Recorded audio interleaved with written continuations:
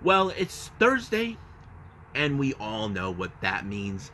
That means we get to review MLW Fusion 145, NXT UK, and of course, Impact Wrestling. But before that, we're also going to review New Japan Pro Wrestling Best of the Super Juniors 29 with the B Block taking action.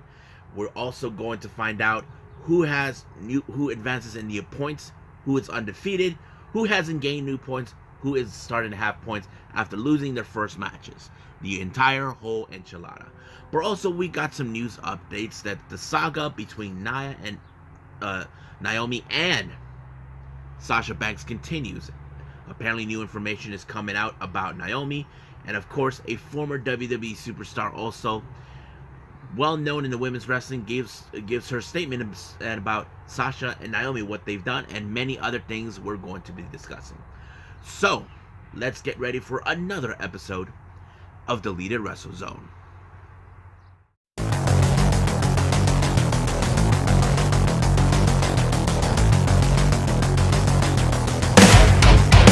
Are you ready?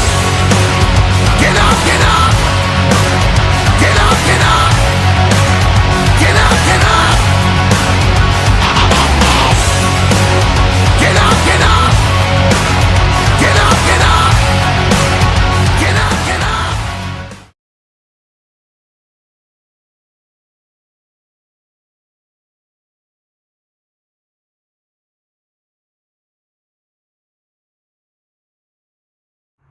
Welcome everybody to Deleted Wrestle Zone. All things that is pro wrestling with AEW, NXT, New Japan Pro Wrestling, Impact Wrestling, the National Wrestling Alliance, various promotions, wrestlers, matches, and championships. I am your host, J-Rod here. So, let's begin with New Japan Pro Wrestling Best of the Super Juniors 29, where we have, of course, the B Block taking the center stage. But let's review the first three matches that we have. More of the previews have been going on. First match, we have Suzuki-gun, consistent of Taka Michinoku and Kanemaru, to take on Hiroyoshi Tenzan and Yo. Now keep in mind, on Saturday we will see Yo taking on Kanemaru, so we'll find out then. But this was a preview match. But however, it was Yo who picked up a very strong victory on Kanemaru. But he has to be more careful, as you know. Kanemaru is Suzuki-gun, one of the most baddest SOBs in New Japan, so he has to be more careful with him when he confronts him on Saturday. Next up, we got Yado and Ryusuke Taguchi teaming up with Clark Connors and Alex Zane to take on Bullet Club, Dick Togo, Sho, Gedo, and Taiji Shimori. Now, we all know outside of the Best of the Super Juniors, Yado wants to get his hands on Gedo for his betrayal. So that is something that's not. But however, we do know certain matches will take place later on on Saturday. We have Alex Zane taking on Sho. I'm going to assume that Clark Connors will be facing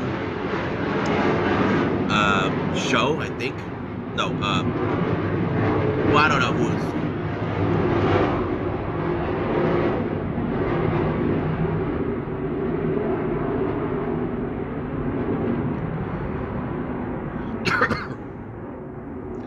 Okay, sorry about that, folks. I hate when they do that. But anyway, so we can get the idea. But, as you know, with Bullet Club, we know they use cut corners by using tactics, by cheating their way through. Now, it's no secret that Dick Togo, we know he has the garage. We know Sho has the, of course, the, what's that? The wrench. Gedo, the brass knucks. But that doesn't work. But, however, it was Ryusuke Taguchi who picked up the victory by pinning, of course, what's his name? Gedo, and 1, 2, 3, it was over. But, of course, we all know who's going to be facing who, and that's how it rolls. Now, I just remember now, it's Taiji who's going to be challenging Alex Zane real soon. On Saturday, I'm going to assume Sho will be facing Clark Connors, because both these guys don't have points. Now, our last match, we have Tiger Mask and Ace Austin to take on Lij, consistent of Shingo and Hiromu. I thought this was a very interesting match because, I don't think that if you know, Shingo's a powerhouse. I mean, a former junior heavyweight competitor back in the day, but it was pretty good. But however, it was Shingo that picked up the victory when he pinned Tiger Mask. But however, looks more, as you know, this Saturday, Hiromu will be facing Ace Austin, so this is going to be interesting. But however, I wouldn't cross my mind with Hiromu looking at the X Division title. That is something. I wouldn't be surprised if Hiromu flies to America, goes to Impact, and challenge for the X Division title. I wouldn't be surprised about that. Now, let's start with the B block of the Best of Super Juniors. We have Doiki versus Wheeler Yuta. Their first day one, they both Doiki won his first match, as you know, against I forgot who it was. Wheeler Yuta also lost his Doiki won his first match, and against who was it? I don't remember, but it was Wheeler Yuta lost his first match. So this is more like, okay, interesting. However, you know Wheeler Yuta, he's a bit of the brutality, violence type, and of course his way to pick up the victory with the seatbelt gave him the edge. Now this will be Doiki's first loss. However, he did gain momentum back on excuse me, on Sunday. But however, how would that affect them now? We won't know, but we'll see. Wheeler Yuta has gained momentum by winning his first 2 points. So basically, in this point, we have Doiki with 1 win and 1 loss, total points of 2. Same thing with Wheeler Yuta with one loss and 1 win. So both of them are tied in 2 points. Next match, we have El Lindaman taking on Titan. This was another good match. Titan, who's been with the Best of Super Juniors before in the past. This is El Lindaman being the first one. As you know, yesterday, El Lindaman was in a match putting the G-Rex title on the line against his own teammate, Shigehiro Iri. I thought it was crazy, but he made it. He went straight to Tokyo, and then he went straight back to wherever they needed to go. It was pretty good, I have to say. El Lindaman won by Tigers with the German suplex, giving him his first 2 points. So that means he is with 1 loss and 1 win. As for Titan, I believe he has 2 losses and no wins whatsoever. Next up, we got Bushi versus Robbie Eagles. Now, let's talk about the statistics on this one a little bit. We all know Robbie Eagles is talented. We know he's been IWGP Junior Heavyweight Tag Team Champion and Junior Heavyweight Champion. Many people believe that this was in his favor, which is true. However, I did not anticipate Bushi winning when he applied the X, that one move off the turnbuckle to pick up the victory on Robbie Eagles. So that must have been an upset. So Bushi gets, of course, 2 points with 1 loss and 1 win. He gets 2 points. As for Robbie Eagles, the same thing with 1 win and 1 loss, so 2 points. So they're tied at 2 points. Next match, we got El Phantasmo versus Master Wato. This is one of those matches where, of course, El Phantasmo has put his game up. Master Wato, we know he's a talented junior heavyweight competitor. He's currently one half of the IWGP Junior Heavyweight Tag Team Champions, but we never have seen him be successful to become the Junior Heavyweight Champion. But, however, when it comes to El Phantasmo, we know he's talented, but he uses unnecessary tactics to win, especially when he has to cut corners, like, for example, using this low blow and all that. But this time he didn't do that. He won by pinfall by applying a forgot what they called it, but yeah, he won his first 2 points. So that means he's currently undefeated, so he has a total of 4 points with 2 wins and 0 losses. Master Wato, he's in the predicament as Titan, 2 losses but no points whatsoever. Now our main event, we got TJP versus Hiromu. Now keep in mind, as you know, the United Empire are there to fix the junior heavyweight division. But however, TJP, we know he can try to outsmart his opponents as much as possible, but when it comes with the time bomb, that's a different story. But you wouldn't imagine the kind of things that, of course, TJP has tried to do to put Hiromu away, but this time he did not. Hiromu got away with it, and boom, with the time bomb, it would...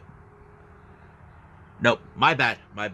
My bad. It's El Desperado. Now keep in mind, let's reverse that again. It's TJP versus El Desperado. My bad. Sorry, my throat has been killing me a little bit. But anyway, so you know TJP, he's smart. He likes to outsmart his opponents.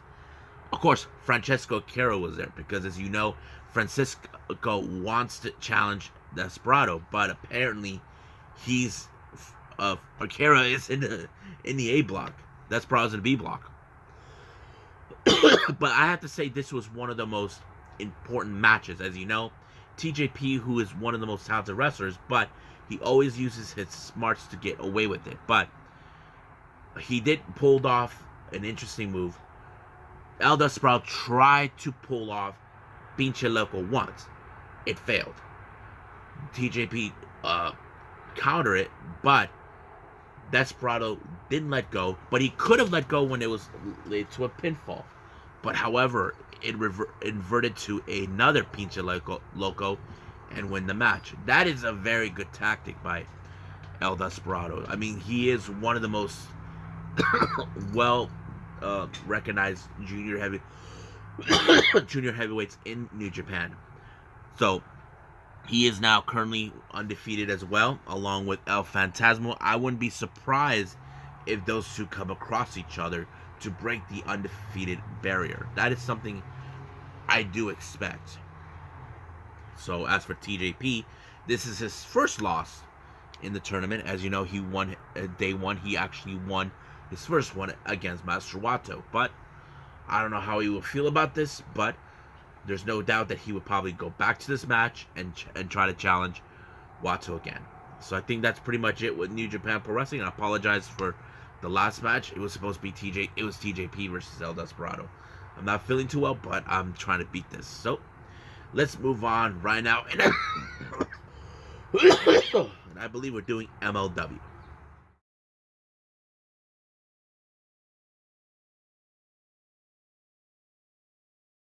Okay, so let's talk about MLW Fusion 145. It opened up, it was supposed to be a match with Enzo versus Bud Heavy, but however, Enzo decided to attack him outside the ring before the bell even rung. But reason he did this, he did not want a fat slob who looks more like he's drinking at a bar be his opponent. He wanted a real competition. So he asked for someone who's willing to step up in the back. And luckily, since they're in Dallas, Texas, well, a Texas native showed up. And that is none other than ACH, who made the appearance. I have to say, he put up a good fight. But however, you know, on certain occasions where Enzo tried to play a little bit of street smarts into his match. And that's what he normally does. Not to mention, he takes the matches outside in order to, soften up his opponent. And of course, that did help him to win the match. Now, we have the MLW World Tag Team titles. Now, keep in mind, this feud between Alex Kane and Calvin Tekman dates back for months. As you guys remember, there was that whole thing with the Opera Cup, where Alex Kane tried to get Calvin Tekman to join, but Tekman declined. He didn't need Alex Kane, but Alex Kane kind of felt that, disrespectful, and then he started making his life miserable, even costing him the Opera Cup and a shot of the National Openweight title, claiming that he's nothing but a crybaby. But the one thing he tried to do is to avert that he never gets another shot of the National Championship. Now, about a month ago, EJ and Duca had a surprise tag team partner against 5150, and he chose Calvin Tekman. However, that success kind of bothered and boiled Alex Kane, feeling that, no. You don't deserve these titles. They're mine. That's what he's been trying to do, make his life miserable. But however, luckily for him, they had this match. But of course, Alex Kane never shuts up. So what he does, he has this match with Mr. Thomas in order to dethrone Hustle and Power. But the teamwork between Calvin Tekman and EJ Nduka is so amazing. They work perfectly. But however, Kane was outside the ring, all knocked out.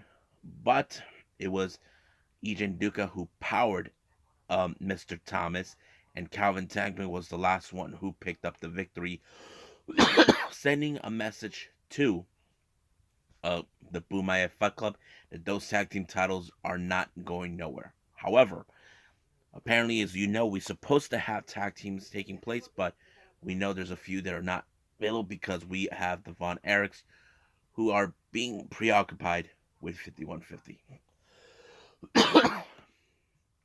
Last week, we witnessed what happened to El Jefe, Cesar Duran, where he had the address last week. But Hammerstone, along with Alicia Tude, were saying negative comments about Hammerstone as the world champion. But however, Alicia Tude tossed a drink, Hammerstone lost his composure, and whacked El Jefe. Now, what was the fate of Hammerstone? Well, I'm sure Holiday would have wanted, El Jefe to strip him of the title. But to him, it's just too simple and easy. So, out of context, he decided that he's going to put himself in a World Heavyweight Championship match against Hammerstone. But the question does remain, what is El Jefe thinking? Is he out of his mind? Or the obvious? Does he have anything sinister against Hammerstone? Well, we just will find out next week. Now, our main event is the Bunkhouse Brawl between the Von Erichs and 5150. Keep in mind, the Von Erichs were attacked by 5150 for a tag team title shot. The 5150 felt, you guys, your legacy is a load of horse crap. You don't deserve this. You guys are nothing. They embarrassed them by many ways possible, not to mention stolen the title that meant so much to the family. But this time, this is their backyard, their style of wrestling, Bunkhouse. But of course, we had that idiot Julius Smoke getting involved. But luckily for the Von Erichs, they never quit. They never say die. They keep on fighting until they get to their actual win. But it was, in fact, the Iron Claw that sealed the deal by Ross, and then it's over from there. So they got one with 5150, got their payback. But the real question is, where do we go from there? I wouldn't be surprised if they decide to go for the World Tag Team titles after that. But we'll just wait and see till then. So let's move on with NXT UK.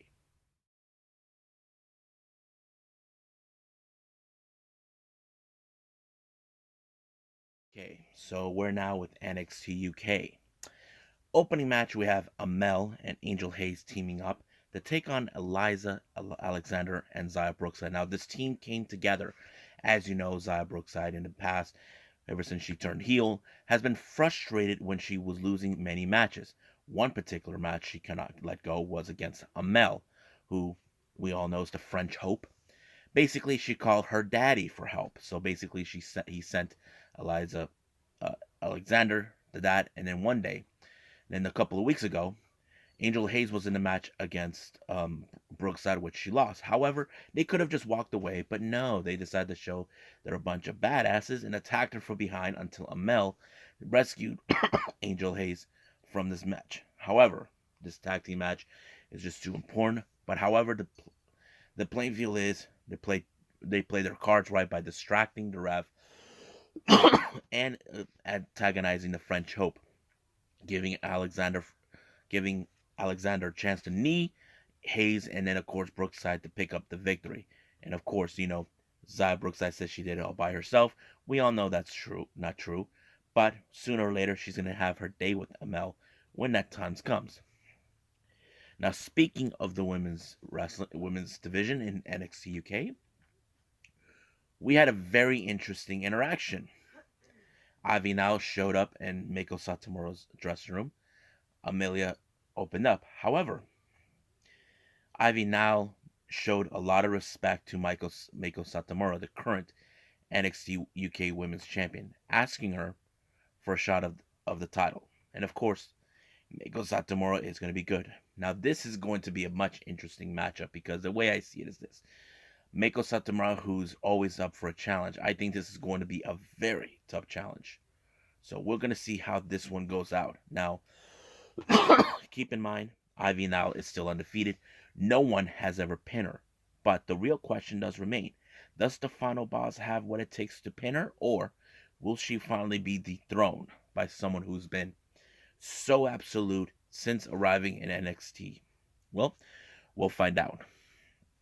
Now, once again, the Pencil Necks, Shaw Samuels, and Noam Dar have this new little segment called East End Bookies. Now, as you know, they've been always booking bets wherever they go. But of course, Shaw Samuels has his issues towards Damon Kemp.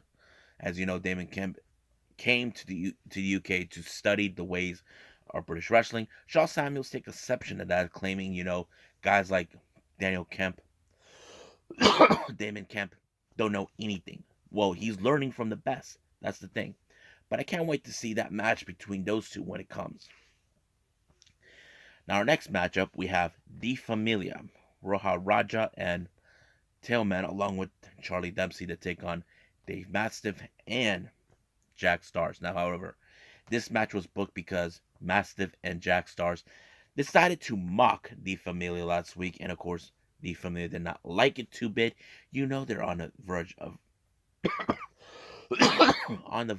of course, of teaching them a lesson, which is no secret. The Family has shown what a tight-lipped group they are, and they don't take no crap from anybody, and of course, they'll beat anybody that gets in their way.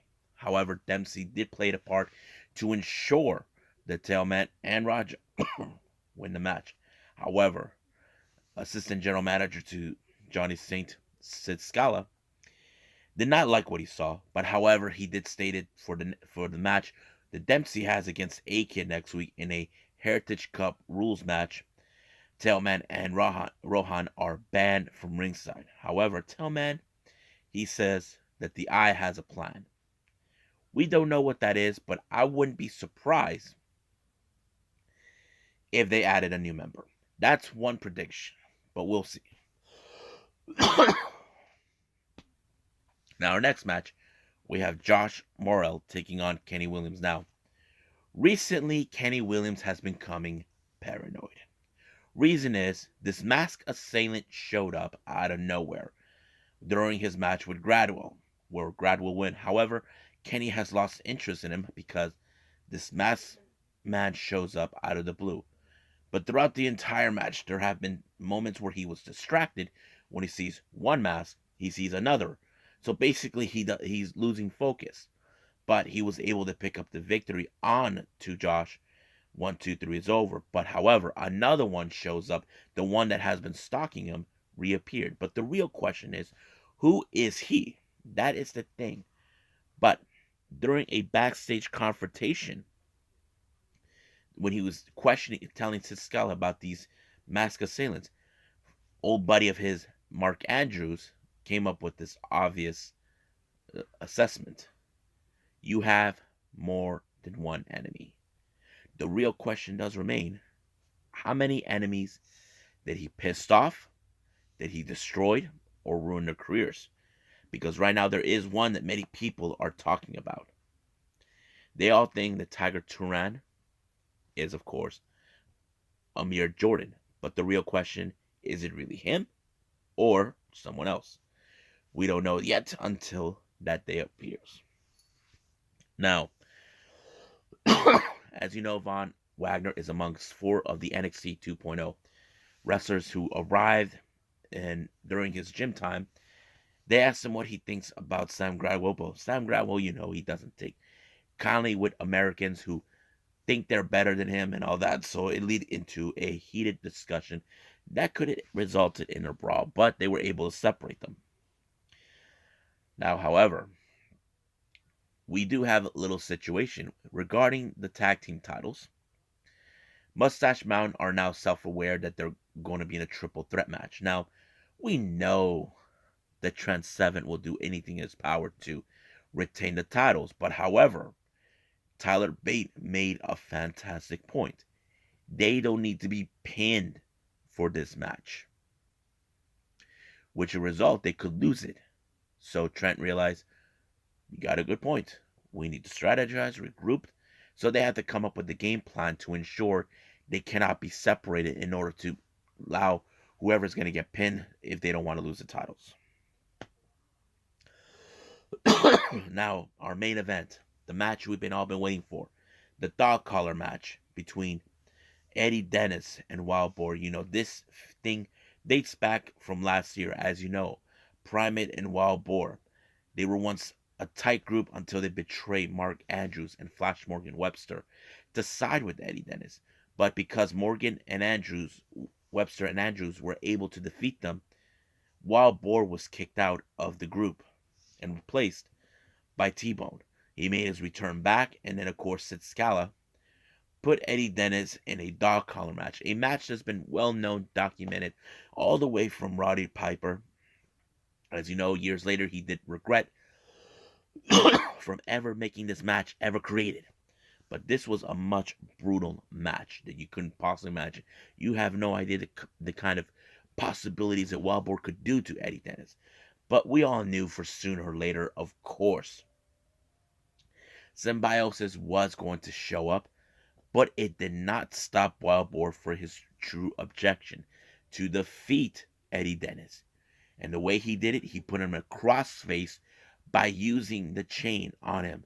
He wrapped it around his mouth, then around his head, and of course, Eddie Dennis had no other choice but to tap out, giving his retribution and redemption back by defeating Eddie Dennis. But the real question does remain. Will Eddie Dennis let it go, or decides to continue this war between Symbiosis and Wild Boar? That's yet to be determined. But let's move on with Impact Wrestling.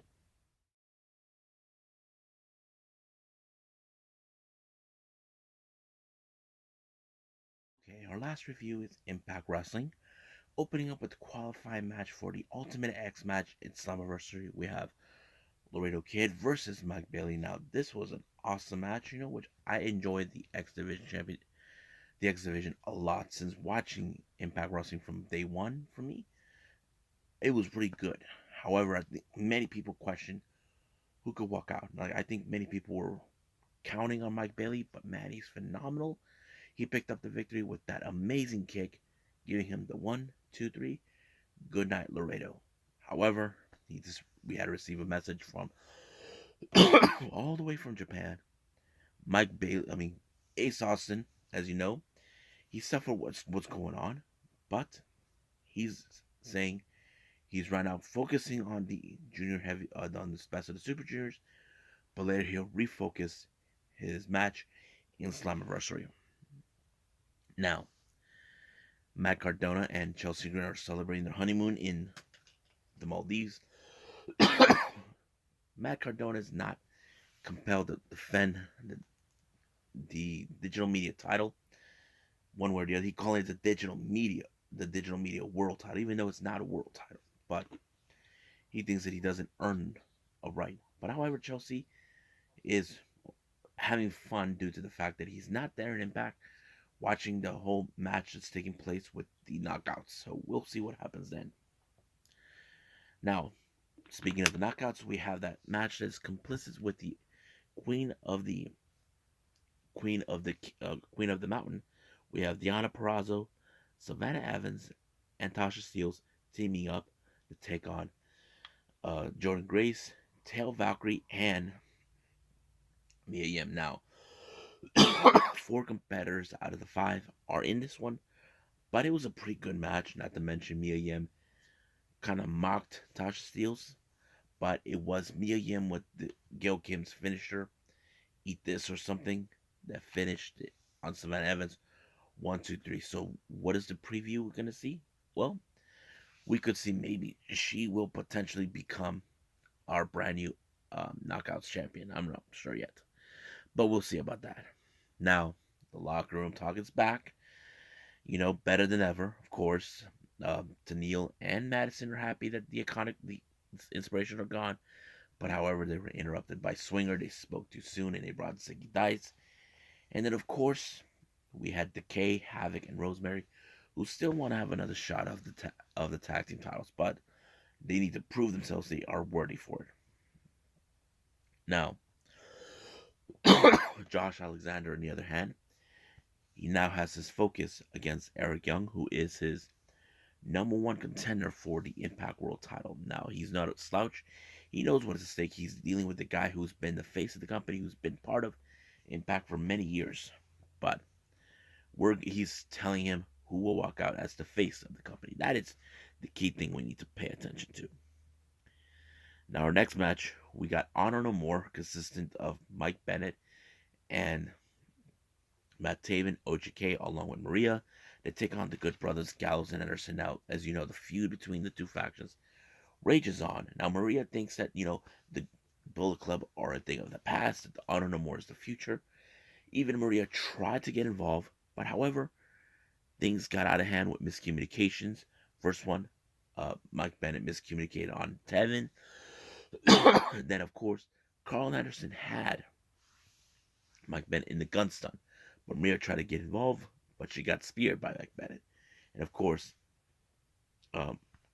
Anderson told him, this is all your fault. So basically, it gave them the distraction and allowed to win the match. Excuse me. Now, Sami Callihan is, he's back. He's on a mission to destroy Moose. He's not affected by the fact that he attacked them, but he's affected that so much time has lost to him. And what does that make him? Well, he's going to make him pay for what he's done. So, of course, Moose has no remorse. I can guarantee you that. But Sami's going to make his life a living hell. Our next match, we have Masha Slamovich taking on Shauna Reed. Now, Masha has been very impressive, but for the last couple of months, we haven't seen her face any good competition. She was able to defeat Shauna Reed, but Havoc became a real competition. That is a match we definitely got to see. We don't know when it's going to happen, but we definitely could see it. Now, Raj Singh and Shera had it with Bhupender Gurja, who Bhupender has declined to join Raj. But of course, they threatened to target him, saying that they'll come after him for his insolence, his selfishness. But Bhupender decided to put himself in a match against them. But luckily, he received an unlucky ally, which was W. Morrissey. Now, Bhupender said that he could do things like that, but however, he says, I understand that it's difficult to ask help. I'm offering. So Morrissey is down, and so is Bhupender. I'd like to see how these two will coexist, but however, the behemoths between Shera and Morrissey, that is something we don't want to miss. Now, our main event is the Impact World Tag Team titles between Violent by Design, Dean Joe Dorian versus Damn Boys, the Briscoes. Now, it was a great match. I love exactly what they're doing, not to mention the Freebird element, but it did not work until, however, things that could have gotten their way when they managed to stop the Doomsday device being placed. But however, Jay Briscoe outsmarted Diener, and of course, giving them the win. But EY was not a happy camper with the results, decided to give a beatdown. Even Josh Alexander shows up. Looked straight in the eye until Diener and Dorian showed up. But the Briscoes decided to back him up. So we could see a potential alliance between those two, between the Briscoes and Alexander. So it was a pretty good show. I enjoyed it. But right now, let's end it right here and move on with news updates.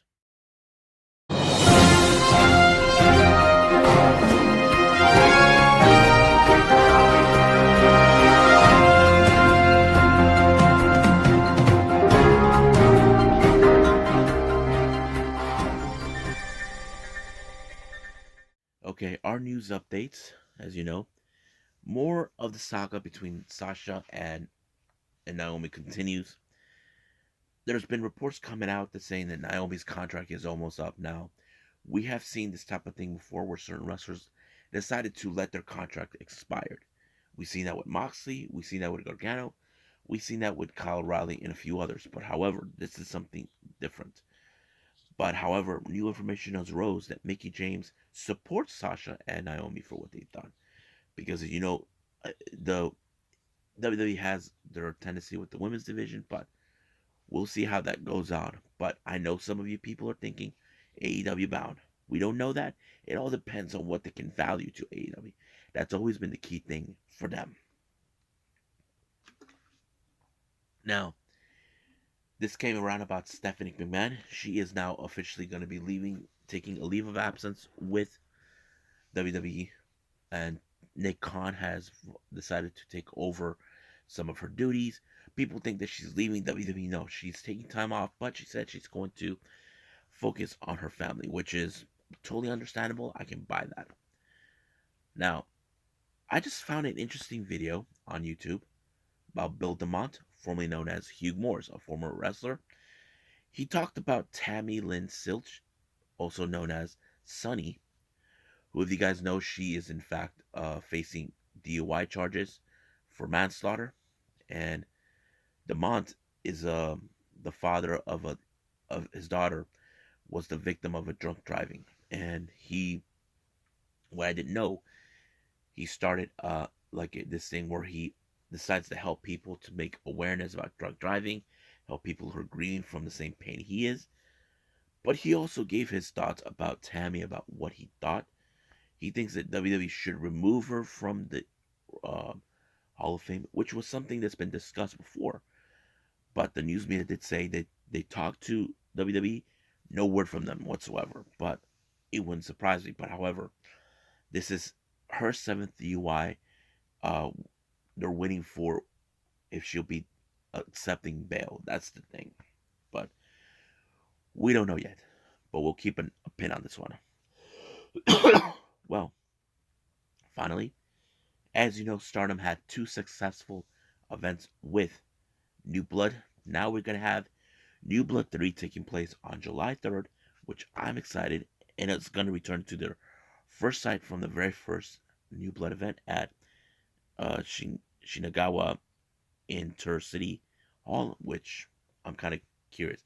Now, no new information who's going to be involved, but I will be following on this one much as possible once the information comes in. So I think that's pretty much it. So let's just call it a day. Well, I hope everybody enjoys this episode. Coming up, we have, of course, AEW Rampage and NXT Level Up, which I'm excited. If there's any news updates, I will share those for you. But however, I haven't decided if there's what's gonna be before those. I'll keep that as a surprise or just freeball it. However, there's still some wrestling I haven't catched up yet, but it's very small. Trust me, I'll be catching up soon enough. But right now, I'll see you guys in the next DWZ time. Same DWZ channel. I must bid all of you adieu. So, goodbye. And have a nice day.